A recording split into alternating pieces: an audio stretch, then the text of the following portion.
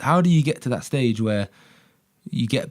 How do you set that up? How do you find the investors, first of all? And secondly, how do you get to that stage where they're like, I'm going to actually give you my money? Yeah. And then they just trust you with it. Okay, so this is a long, I'll try and shorten this as quickly as possible, but you can either have an idea or you can have a revenue generating business, yeah?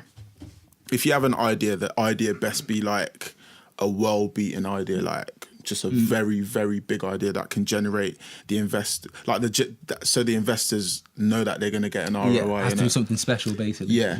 Not extremely special, but for instance, if you've got a restaurant in an area where there's no restaurants, as a basic example, innit? Do you get what I'm saying? So if you can just think of something like that, then you can get the investment, innit? Yeah.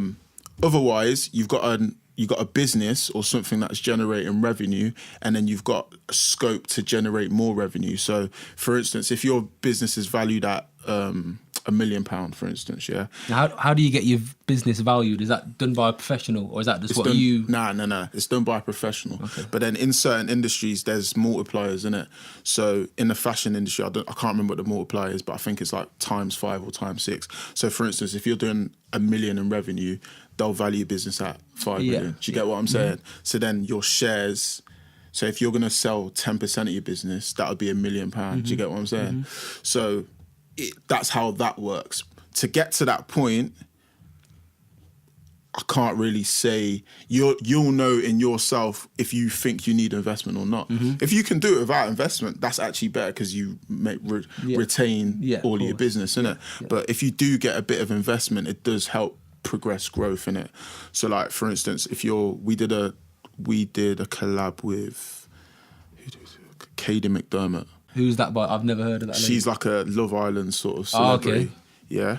And we did a bikini collab with her. Another quick Google search. What's her name? Katie McDermott. Katie McDermott bikini. Yeah. 1 second. Perv life. You got to cut the bit where I say.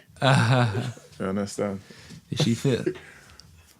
I've got a girlfriend, which I would love very much. Keep that bit in.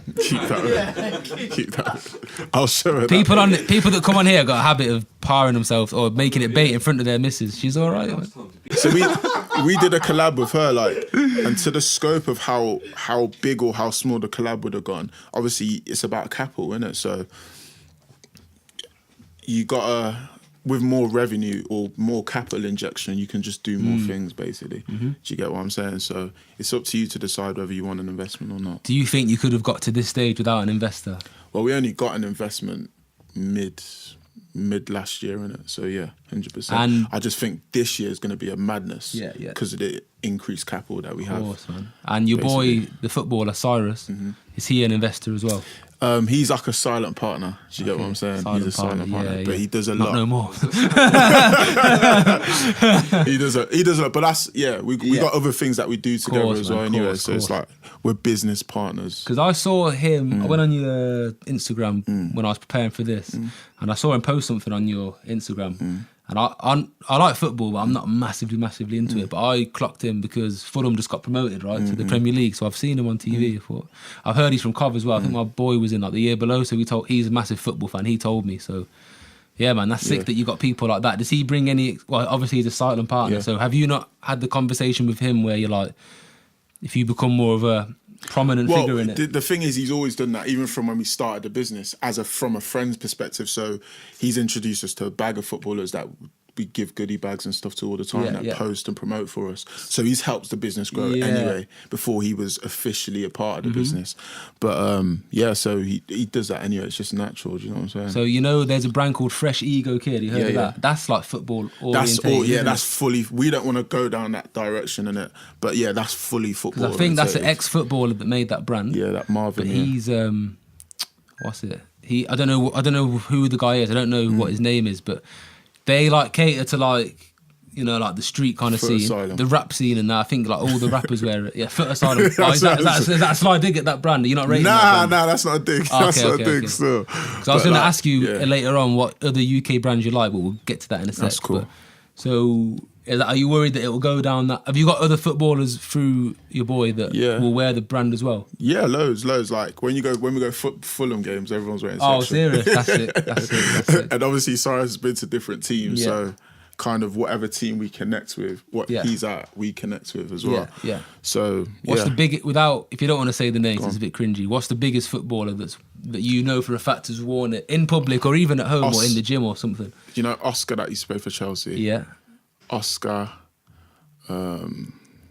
That's a big name. Yeah. That's a big name. Jesse Lingard. Yeah, sick. There's a few. Obviously Callum Wilson, but he's our boy. Like he's from Cov as well, isn't he? Right? Cov, Who does he play for? Bournemouth. He plays for Bournemouth. Yeah. He got called up to England. He scored for England on his debut, and he got called up again. That's so you got a nice little. Yeah. You know what I mean? You got a nice little circle working for you there. Yeah. And Oscar went to China as well. So if he's repping that in China, you're gonna have a bag. I think when he did it, you know what Chinese people are like with fashion, man. He They're did it gonna when be he was on playing you, for Chelsea. To be fair, yeah, that's still big. Some jeans and a hat, I think, or something. Yeah, I can't remember. But yeah, man. And do you send it directly to them, or is it like an agent involved? It depends, and it like with the footballers, a lot of the time it's better to just send it to the club. Yeah, okay, and the club will. Yeah. What, the club will actually give it? No, so you speak to the footballer directly or their agency, but you send it to their training ground because that's where they are most of the day. Yeah, it's like sending it to work effectively, isn't it? Okay.